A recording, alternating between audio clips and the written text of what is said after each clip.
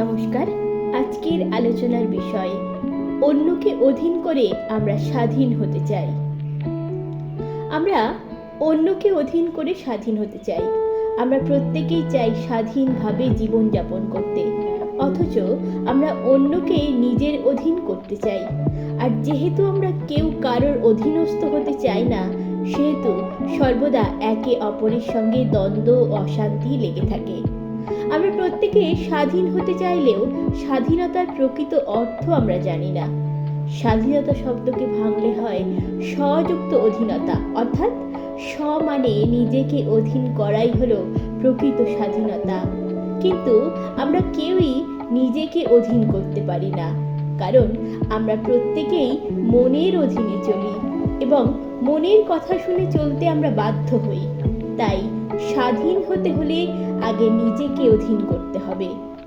আমরা নিজেরা স্বাধীন হতে চাইলেও অন্যের বেলায় সেই জ্ঞান থাকে না।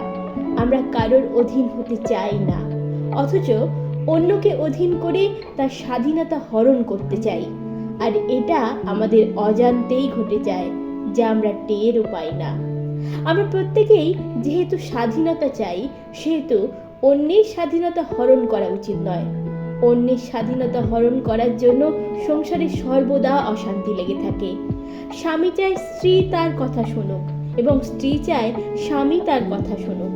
আমি নিজে স্বাধীন থাকব, আমাকে যেন কেউ কিছু না বলে, অথচ অন্যের বেলায় আমি কর্তৃত্ব করব।